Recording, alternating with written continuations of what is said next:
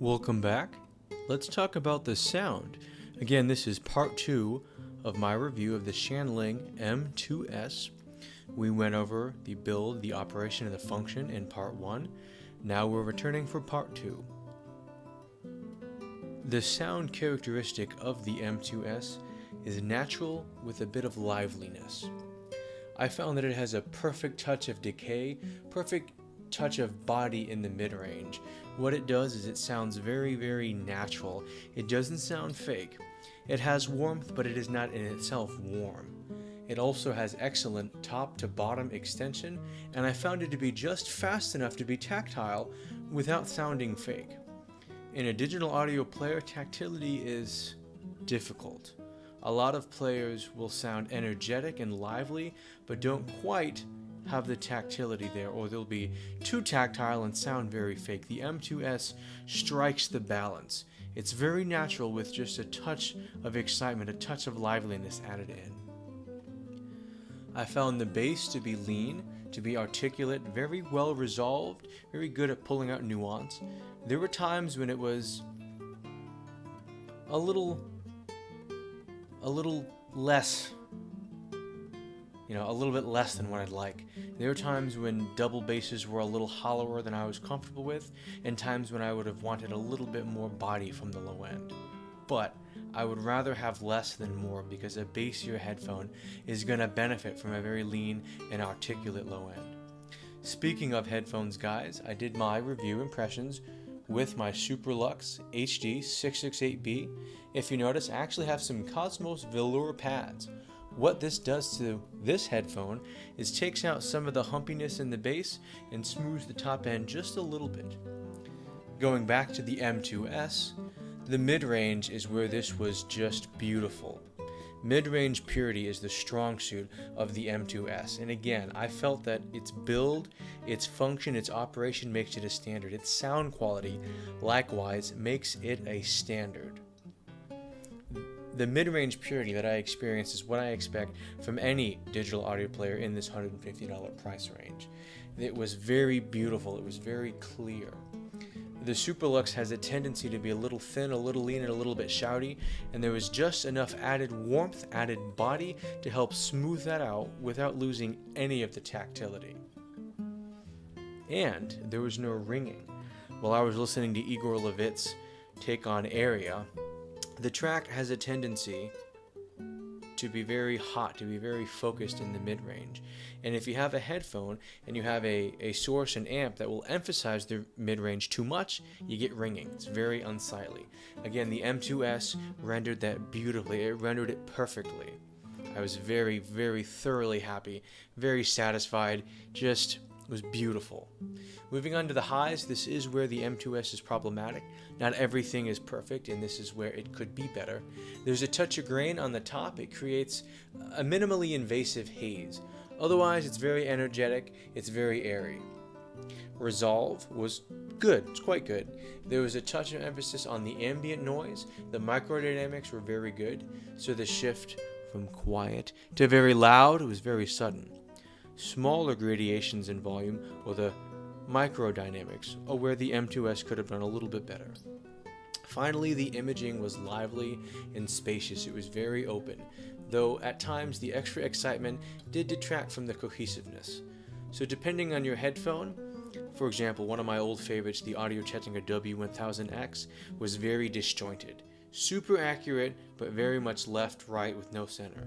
Pairing the M2s with a headphone that already has that kind of separated super, that super quality, that super imaging quality, right? Something that is super exact. You may have some frustrations there. On the other side, a headphone that is more cohesive, that has a more loosely put together soundstage, or relaxed, kind of laid back imaging, is going to benefit from the extra excitement. Next up, guys, we're going to take a look at how the M2s compared to some of my existing players, as well as how it scaled with a line out into another amplifier. Good evening, guys. Let's go ahead and finish up our review for the Shanling M2s. To conclude, we're going to talk about three things. The line out quality, I'm going to feed it into my head amp, Pico Power, as well as my shit Valley, the original Valley, mind you. We're also going to talk about how the Shanling M2s compares with my LG V20 and its onboard hardware. And then to wrap it up, we're going to talk about how it compares to the Hi-Fiman HM601, as well as to the LH Labs Geek Out V2 Plus. To start with, pairing with the Valley was not my favorite. I did not enjoy it. The quality of the headphone amp on the M2s is phenomenal. It is absolutely excellent. That being said, when I connected it to the Valley, while I gained improvements in the soundstage and in the imaging, while I had better resolve, the tonality of the headphones that I was listening to changed. With the Valley, I got a sweeter top end, a little bit thicker, more full vocals, which coming out of the M2s really took away a lot of the tactility. What the Valley one did was soften a very polite, very gentle, very tactile output. It wasn't a good pairing.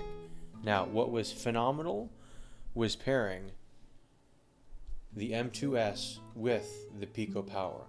The sound was absolutely gorgeous. It was gorgeous to listen to. Everything improved. Now the problem with that pairing is the price. The Pico Power costs 3 times as much as the M2s. I paid $450 for mine. The M2s is only $150. At that point, if you're considering a $400 amp for your $150 DAP, it goes to say that maybe it would be better for you to buy a better DAP. Instead of improving the amplifier for your digital audio player, why not just improve both the DAC as well as the amplifier? That would net a bigger difference. Now, that's a question that we're actually going to explore. So I covered this when I spoke about the Cayenne N3, and it is much the same. The LG V20 does not compare well to digital audio players that are in the $150 price range. It tends to suffer. It tends to lack. It tends to not be as clear, to not image as well, to not resolve as well. The only benefit that the LG V20 has over the M2s is a tauter, more visceral bass, and that has to do with the power. So it's just a little bit more power, which helps to bring some of that tautness. Now, moving on, when I compared my Cayenne N3 to the LG V20, they kind of had the same signature. They both were bright with really visceral lows and very energetic mids and highs. The Cayenne was a better version of the V20. The Shanling M2s is different. The Shanling M2s is not only better, but it's a little bit more natural. So I think it is a great alternative to the LG V20. I still feed this little guy here, plug him into my V20, and then feed that into the M2s. Now the comparison that was not super impressive was comparing the M2s to the LH Labs Geek Out V2 Plus. The V2 Plus dwarfed.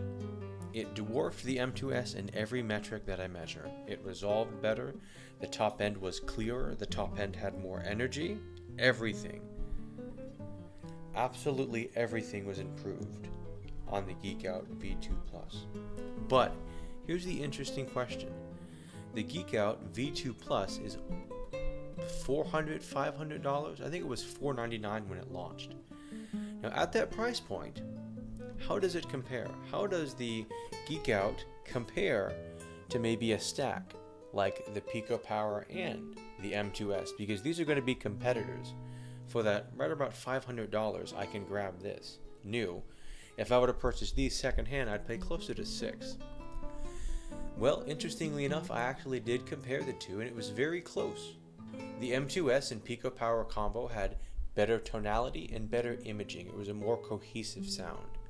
On the flip side, I actually did feed me LG V20 into the LH Labs Geek Out V2 Plus, and overall, the Geek Out still had better resolve. It still had a darker, leaner, more just nuanced sound.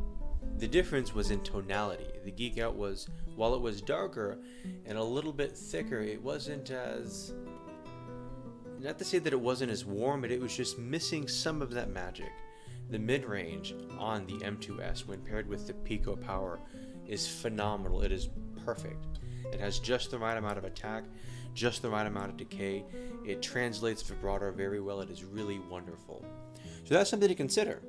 You spend $100 more and you have a graphic interface, a physical interface, a storage modem, and something to play your music with. With the Geek Out V2 Plus, I still need to have a graphic interface. I still need to have something to feed it into music. Do I buy a $100 phone and then pair it with the Geek Out V2? I still think that the better purchase is going to be a DAP with a good amp, or maybe even a better DAP. So again, it was a very impressive comparison. Although I should note, I only use the single N output on my Geek Out V2 Plus. Since I don't have any balanced headphones that will work with both devices, I didn't want to use the balanced output. Though, in my experience, the balanced output of the Geek Out V2 Plus is usually super impressive. It is usually above and beyond most things in its price range. But then that's added cost. Now we're going from $500, we add another $80 for an adapter, and then you need to get your headphone balanced. So again, the price kind of keeps climbing. But that'll be a discussion for another day. Finally, how did the M2s compare with my HM601? The HM601 has been my standard for many years. I have it rockboxed and I love how it sounds. And I'm happy to say that the M2s actually did impress me enough to replace the HM601. So you heard it here, guys. In October of 2017, I'm officially adopting the Shanling M2s as my new standard for entry-level digital audio players. The reason that I like it is it offers a more balanced sound over the HM601. Yes, the 601 does still have better resolve. It still has a more cohesive image. It is a bit darker and it is super organic, but the problem with the 601 is there's so much warmth, there's so much body, there's so much just emotion and tactility. There's just so much nuance in the mid-range that sometimes it's overemphasized. Even with something as lean as the Superlux HD 668B, there's some ringing. Whereas the M2s presented pianos flawlessly, sometimes the 601 does better, sometimes it does worse. Now the other problem with the 601 is noise. If you have a higher impedance headphone like I do, at about 52 ohms on the HD 668B, the noise isn't as bad. When you go to something more sensitive, like the LCD XC or any variety of the newer headphones on the market, noise starts to become a problem. The improvements in resolve that the 601 has is no longer evident when you have something super sensitive because it picks up on the noise, as not as much on the nuance and the transients that are being resolved. The other problem with the 601, well, it's not only is it old and there's no support for it, it doesn't connect to anything but itself. The 601 has two outputs and no inputs. It'll power your headphone or it'll run line out. On the flip side, the M2s has much more connectivity. I can connect it digitally to my cell phone, I can connect it to my laptop, I can connect it to my tablet. I can Bluetooth it with my cell phone, I can Bluetooth it to my computer, I can hook my buddy's phone up to my M2s. Not only that, but I have the headphone out as well as the line out, and I've got HibiLink.